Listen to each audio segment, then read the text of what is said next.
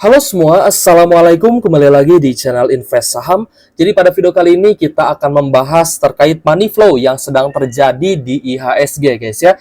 IHSG pada hari ini 1 April 2024 mengalami penurunan 1,15%. Nah ini jarang-jarang guys ya IHSG turun sedalam ini ya, 1,15% ke level 7.205. Nah jadi banyak sekali ya isu-isu yang menyebar gitu guys ya bahwa IHSG turun hari ini ya. Yang pertama akibat adanya sengketa Pilpres ya guys ya yang mulai memanas di Mahkamah Konstitusi ya guys ya, karena ada capres dan juga cawapres yang katanya sih tidak setuju gitu guys ya dengan hasil dari quick count dan juga hasil dari perhitungan KPU. Nah, jadi disengketakan ya, menggunakan haknya disengketakan ke MK atau Mahkamah Konstitusi. Nah, investor asing tentu saja melihat ini sebagai stabilitas politik yang mulai terganggu. Ya makanya ketika Bapak Prabowo itu menang ya guys ya, waktu itu memang digadang-gadang akan menang satu putaran dan itu terjadi. Makanya IHSG tidak turun setelah Pilpres itu dilangsungkan gitu guys ya. Setelah pencoblosan itu IHSG-nya tidak langsung turun, bahkan dia naik terus karena stabilitas politiknya masih terjaga. Nah, ketika ada sengketa Pilpres ya guys ya di Mahkamah Konstitusi dan sengketa Pilpres ini mulai memanas, jadi stabilitas politik ini sedang dipertaruhkan gitu guys ya. Apakah kita harus melakukan pemilu 2 kali atau cukup 1 kali? Ya ada sebagian besar yang berpendapat bahwa ya udahlah gitu ya, terima kekalahan dan terima Bapak Prabowo menang. Tapi ada juga salah satu kubu ya yang berpendapat bahwa oh ini kecurangan dari awal gitu guys ya. Nah, kenapa kalau misalkan memang kecurangan dari awal, kenapa tidak disengketakan saja pas putusan MK gitu ya? Pas yang disengketakan di sini kan yang dipermasalahkan adalah terpilihnya Gibran Rakabuming ya, yang waktu itu memang umurnya masih di bawah peraturan gitu guys ya. Tapi kenapa pas dipilih gitu ya, pas terpilih dan aturannya ibaratnya dilonggarkan, kenapa tidak disengketakan pas sebelum Pilpres gitu ya. Jadi sebelum Pilpres harusnya disengketakan, kenapa pas setelah terpilih gitu guys. Jadi setelah menang baru disengketakan gitu. Kenapa tidak sebelum Pilpres saja? Ketika aturan itu dilonggarkan, nah itu sengketakan saja. Maksud saya biar stabilitas politik ini tetap terjaga dan IHSG tetap naik. Tapi ya yang namanya bursa saham ya pastinya ada naik turun dan mungkin ini saatnya turun. Nah, jadi kita melihat ya hari ini banyak sekali saham-saham big cap perbankan yang mengalami penurunan dan itu sebenarnya sangat wajar gitu guys ya. Sangat wajar karena asing pun ya, investor asing ya, investor besar pasti suatu saat akan take profit ya, seperti itu. Lalu kita melihat ya imbasnya juga terhadap nilai tukar rupiah terhadap dolar ya. Di sini rupiahnya semakin melemah ya. Ini kalau misalkan rupiah naik itu rupiahnya melemah dan dolarnya menguat gitu guys ya. Jadi 1 dolar terhadap rupiah ini 1 dolarnya semakin mahal, yang berarti rupiahnya semakin melemah. Nah ini juga sebenarnya adalah dampak gitu guys ya dari stabilitas politik yang mulai terganggu seperti itu. Nah, jadi kita melihat ya untuk saham-saham di sektor banking ya ini mulai ada koreksi ya guys ya. Beberapa saham big cap perbankan juga ya seperti BBCA, BBNI, BBRI ya hari ini mulai ada penurunan. Nanti kita bahas guys ya untuk big cap perbankannya. Nanti nah kita bahas dulu ya untuk perbankan kecil ya seperti BBKP di sini turun ya 1%, lalu BBTN juga turun 4% ya, Bank Danamon turun 2%. BFI Finance ini sektor finance juga turun ternyata guys ya. BFI Finance turun 4%, lalu BJBR masih stabil, BJTM juga stagnan ya guys ya. BJBR, BJTM stagnan ya. BNGA ini ada turun 1,83%, lalu BNLI, Bank Permata turun ya tipis, BTPS ini turun dalam guys ya. 7%, BRIS juga turun 5%, NISP turun 1%, dan PANS ini masih naik tipis 0,62%. Nah, ini saya masukkan ke sektor bank and finance. Jadi ada sektor finance juga di sini, guys. Nah, kalau misal teman-teman perhatikan, guys ya, hari ini ya tanggal 1 April 2024, saham-saham yang paling banyak dijual ya secara value transaction adalah Bank Mandiri. Ya 667 miliar, lalu Bank BRI ya hari ini net sell-nya itu 331 miliar. Ini adalah foreign transaction. Jadi saham-saham yang paling banyak didistribusi oleh asing, saham-saham yang paling banyak dijual oleh asing gitu ya. Lalu ada BBCA 329 miliar, Telkom ini juga dijual ya, masih dijual meskipun hari ini ada kenaikan 1,15%. Lalu Bank BNI juga distribusi, Kalbe Farma, BBTN, BRIS, Antam juga ternyata ya masih ada distribusi. Adro, nah ini teman-teman yang mau averaging down Adro ini kita dikasih kesempatan nih karena hari ini juga turun 2%. Lalu ada UMTR ya, UMTR juga hari ini ada distribusi dari investor asing ya, tapi turunnya sih nggak terlalu dalam ya. Lalu kita lihat ya ada PSAB dan lain-lain. Nah, kita hanya fokus ya terhadap saham-saham yang rutin bagi dividen gitu guys ya. Setidaknya kalau misal kita nyangkut di saham rutin bagi dividen itu kita masih punya keyakinan untuk melakukan averaging down ya, seperti itu. Makanya kita selalu membahas saham-saham yang rutin bagi dividen saja. Nah, jadi kira-kira apa nih saham-saham yang paling banyak dibeli oleh asing ya? Jadi hari ini memang asingnya net sell ya lumayan cukup banyak guys ya yang dijual oleh asing, tapi ada beberapa saham juga yang hari ini ternyata diakumulasi oleh investor asing. Ya ada AMRT atau Alfamart ya. Lalu ada Tepia, Pegas, GJTL. GJTL hari ini naik cukup tinggi guys ya, 10,35%. Lalu ada INKP, Brand, Mapa, Goto ya. Goto juga ini meskipun hari ini turun 1%, tapi hari ini asingnya net buy. Lalu ada MDKA, CTRA, Astra International ya. Astra International kemarin sempat didistribusi guys ya. 2 hari ke belakang ya, saya ingat itu didistribusi, tapi hari ini kembali terakumulasi. Lalu ada Tekim, Bevin ya. Bevin meskipun turun. Lalu ada MAPI hari ini diakumulasi guys. Jadi Astra International hari ini berbalik akumulasi.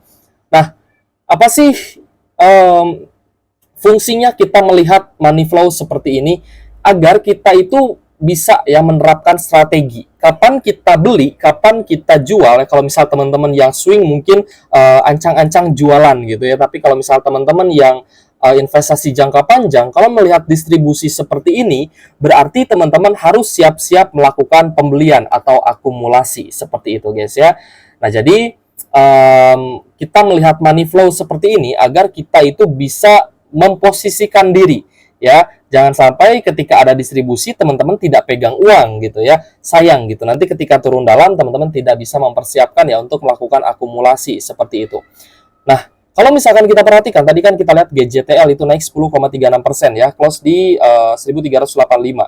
Nah, kalau misalkan teman-teman perhatikan, ternyata hari ini ya, saham-saham di sektor otomotif ini mulai naik ya, seperti IMAS hari ini lanjut naik ya 3%, GJTL naik 10%, Dharma Polymetal naik 3%, lalu Auto ya ini masih sideways aja, Astra International juga ini mulai naik kembali 0,97%, MPMX ya ada penurunan tipis, dan SMSM juga ada penurunan tipis setelah di 3 hari terakhir SMSM mengalami kenaikan. Jadi wajar guys ya. Ada saham-saham big banks yang turun ya setelah dia diakumulasi secara besar-besaran, asingnya profit taking dan pasti asing ini akan pindah ya ke saham-saham yang memiliki fundamental bagus lainnya seperti itu. Jadi sangat penting nih kita memahami money flow yang terjadi di bursa saham. Nah, lalu ya kita akan melihat ya beberapa saham big banks yang hari ini didistribusi. Ada BBRI, hari ini turun 2%, ya. Lalu Bank Mandiri hari ini turun 4,83%, BBCA juga turun 2,23%, lalu Bank BNI juga turun ya 4,24%. Nah, untuk saham-saham big banks ya atau big cap perbankan secara fundamental ya tidak perlu kita bahas lagi guys ya. Yang penting kita paham ya guys ya pergerakan atau arahnya ini kemana sih ya. Dan sekarang ini waktunya kita ngapain nih di saham big banks. Kalau misalnya teman-teman sudah pegang saham big cap perbankan ya. Nah, kita akan coba lihat dulu ya dari sisi teknikalnya atau dari chartnya. Di sini memang untuk Bank BRI ya. Yang pertama kita lihat BBRI terlebih dahulu. Untuk BBRI beberapa kali dia ada open gap down. Nah, ini mengindikasikan bahwa saham BBRI ya mulai didistribusi. Ya, ini naik turun. Ini sebenarnya dalam fase distribusi, guys ya. Jadi kalau misalkan dia konsolidasi di bawah, ini sebenarnya sudah dalam fase akumulasi. Nah, ini adalah fase markup harga ketika harga saham Bank BRI-nya naik. Dan ketika Bank BRI ini konsolidasi di atas, ini sudah masuk ke dalam fase distribusi ya guys ya. Nah, kita coba perjelas ya ke teman-teman ya. Ketika dia konsolidasi di bawah, ini adalah fase akumulasi ya, akumulasi guys. Teman-teman harus pahami ya. Ketika dia konsolidasi di bawah, ini adalah masuk dalam fase akumulasi. Ya guys ya, baik itu dia baru naik sedikit ya, ini masih dalam fase akumulasi. Ya, sampai dia naik di atas ya guys ya, ini adalah fase markup harga. Ya. Markup ya harga. Nah, ini adalah fase markup harga ya, ketika saham BBRI-nya naik. Nah, jadi teman-teman, ketika fase markup harga ini teman-teman jangan jualan dulu gitu ya. Tunggu sampai di fase distribusi baru teman-teman boleh jualan ya. Ini khusus ya untuk teman-teman yang swing trader seperti itu. Kalau misalkan teman-teman yang dividen investor ya, teman-teman nanti beli lagi di bawah ketika harga saham BBRI-nya turun. Jadi pas di atas ini teman-teman ya udah biarin aja gitu ya. Kalau misalkan ada sisih dari uang gaji atau penghasilan, itu disimpan dulu aja di RDN, atau mungkin bisa teman-teman beli saham-saham bagus yang harganya sedang murah gitu guys ya. Lalu ketika dia konsolidasi di atas, itu sudah masuk fase distribusi. Nah, karena asing ini ya, investor besar atau investor asing, ini ketika akumulasi atau distribusi itu tidak bisa terjadi dalam satu hari, makanya ada fase-fase yang harus kita pahami ya guys ya. Tidak serta-merta kita ibaratnya kita melakukan suatu aksi tanpa kita memahami terlebih dahulu apa yang sedang dilakukan oleh market maker-nya, seperti itu ya. Jangan sampai teman-teman ketika turun ini jualan, tapi ketika naik teman-teman beli ya. Jangan sampai seperti itu, nanti investasinya kurang efektif ya guys ya. Nah, ketika fase distribusi ya, buat teman-teman yang mungkin seorang swing trader, ini kan kemarin udah dapat dividen, dan saya pernah bilang ke teman-teman, ketika teman-teman jual di Kumdet ya guys ya, ketika teman-teman jual di Kumdet sebelum harganya turun di XDET, ini pendapatan teman-teman atau gain teman-teman itu sama ya, profitnya sama dengan teman-teman ambil jual di XDET gitu guys ya, karena secara tidak langsung teman-teman tetap akan dapat dividennya seperti itu. Jadi sudah kita hitungkan ya guys ya di beberapa video sebelumnya ya, yang sempat kita upload juga. Jadi ketika teman-teman jual di Kumdet dan teman-teman jual di XDET, khusus untuk saham-saham perbankan, profit yang akan teman-teman terima itu sama. Hanya saja kalau misalnya teman-teman jual di XDET, nanti diganti oleh dividen gitu guys. Jadi yang minusnya ini diganti oleh dividen seperti itu.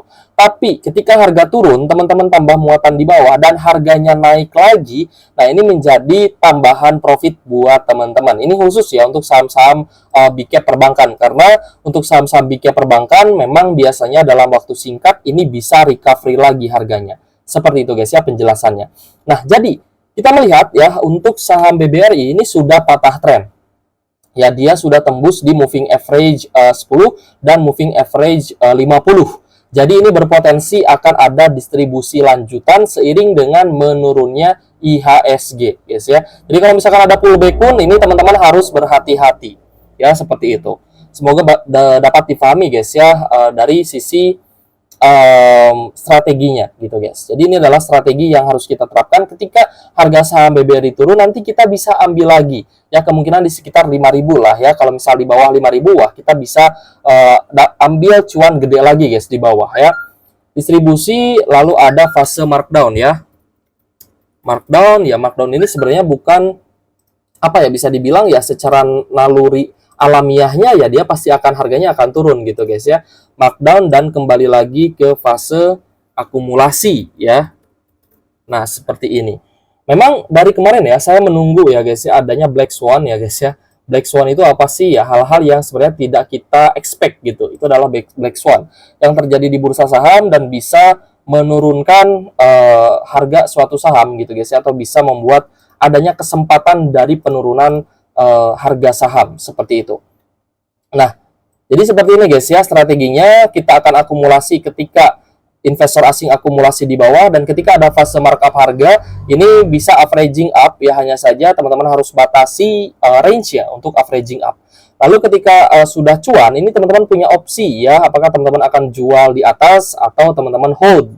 Ya, kalau misalnya teman-teman investor jangka panjang itu di hold saja. Nanti ketika ada penurunan ya, ada markdown, teman-teman tinggal akumulasi lagi di area bawah untuk tambah muatannya teman-teman. Seperti ini guys ya untuk strategi kita ya menghadapi IHSG yang akan turun. gitu guys ya, terutama untuk saham-saham big cap perbankan. Dan ini juga sebenarnya bisa teman-teman terapkan ya di saham-saham yang memiliki fundamental bagus dan juga rutin bagi dividen. Selanjutnya kita lihat Bank Mandiri juga ini mulai patah tren ya guys ya. Nah, untuk big cap lainnya mungkin ini kita bahas sekilas saja. Lalu BBCA juga ini mulai patah tren ya, mulai tembus di bawah MA 50 atau moving average 50 atau rata-rata harga di 50 hari terakhir. Begitupun juga dengan BBNI. BBNI juga hari ini turun 4,24% ya guys ya, dan berpotensi ada distribusi lanjutan. Nah, teman-teman kalau nggak percaya lihat aja broker summary hari ini guys ya. Nah, kita cek lah untuk BBNI guys ya, broksumnya. Hari ini ada big distribution dari top 5, ada RX, MGYU, CCYU, BB. Nah, ini adalah kode-kode broker ya guys yang digunakan oleh investor asing ataupun investor retail yang melakukan akumulasi atau distribusi seperti itu. Ini pun bisa teman-teman cek ya di berbagai saham ya. Kita akan cek BBRI. BBRI hari ini ada big distribution dari ZP, BBRX, YUBK, KZ, dan lain-lain. Nah, kalau misal teman-teman trader biasanya menggunakan ini sebagai analisa bandarmologi ya guys ya. Tapi kalau saya pribadi sih menyebutnya sebagai analisa money flow. Jadi saya itu biasa melihat dan menganalisa money flow-nya, apakah ini ada inflow, atau ada outflow gitu guys ya. Jadi kalau misalkan memang ada distribusi, nah ini berarti kita harus ngapain gitu ya. Nah, itu biasa yang analisa yang saya lakukan. Nah, kita melihat ya beberapa broker asing di sini melakukan distribusi ya. Kalau misalnya teman-teman lihat juga ya indikator dari foreign flow underlay ya, di sini pastinya akan mulai turun gitu guys ya, karena ada distribusi seperti itu. Jadi untuk BBRI dan big cap lainnya sudah mulai patah tren, dan kita siap-siap sebenarnya ya untuk akumulasi di area bawah ketika nanti dia menyentuh area support di level sebelumnya seperti itu. Jadi untuk saham-saham big banks ini ya, kalau saya pribadi sih saya mulai siap-siap nih. Saya siap-siap ya, meskipun mungkin butuh waktu ya beberapa minggu ke depan untuk dia turun ya dan konsolidasi di area bawah atau sideways di area bawah seperti itu. Jadi gimana nih kalau misalnya teman-teman seorang investor jangka panjang ya, teman-teman juga harus siap cash ya guys ya. Siap cash, dan nanti ketika misalkan Bank Mandiri turun ke level 5.800, 5.600, ini kita harus mulai cicil beli kembali. Jadi ingat guys ya, kita itu meskipun dollar cost averaging, tapi jangan sampai ketika harganya all time high dan naik ke pucuk, jangan sampai kita beli di area pucuk. Tetap ya, meskipun kita DCA, kita belinya di area murah atau di area supportnya seperti itu guys ya. Oke guys, jadi kita akan masih melihat ya apakah Mahkamah Konstitusi ini akan ibaratnya apa ya, keputusan dari MK lah ya. Kita masih menunggu keputusan dari MK apakah memang akan ditindaklanjuti ya pelaporan dari 01 atau tetap akan memenangkan 02. Kalau saya pribadi sih memilih ya udahlah, terima aja gitu guys ya. Toh kalau misal kita lihat ya guys ya dari perhitungan suara KPU maksud saya ya, memang Pak Prabowo sudah menang telak 58%. Tapi kalau misalkan hasilnya tipis nih ya, misalkan Pak Prabowo misalkan 32%, 01 misalkan 31% ya, tipis misalkan ya, itu nggak masalah ya, nggak masalah. Oke lah, kita misalkan sengketakan gitu. Tapi kalau misalkan jomplang ya, 01 hanya 28%-an ya kalau nggak salah ya, lalu 02 itu tinggi 58%, ya udah berarti memang rakyat sebagian besar ya memilih 02 seperti itu. Itu kalau misalkan pandangan saya pribadi. Tetap ya guys ya, saya tidak condong ke 01 atau 02 ya, ini kita masih tetap melihat bagaimana Mahkamah Konstitusi akan menghadapi sengketa ini, dan kita masih tetap menunggu hasil dari keputusan Mahkamah Konstitusi ya guys ya. Tapi ya harapan saya pribadi kalau misalkan dilihat dari perhitungan suara, ya udah memang sudah ada yang hasilnya sangat tinggi ya, perolehan suaranya sangat tinggi dan di atas 50%. Saya rasa dari ketiga calon ini seharusnya legowo gitu guys ya, dengan hasil dari perhitungan suara yang sangat jomplang ini. Oke guys, gimana nih pendapat teman-teman terkait dengan IHSG dan juga sengketa Pilpres yang mulai memanas ini? Nah, silakan teman-teman boleh juga berpendapat di kolom komentar guys ya. Thank you for watching, see you on the next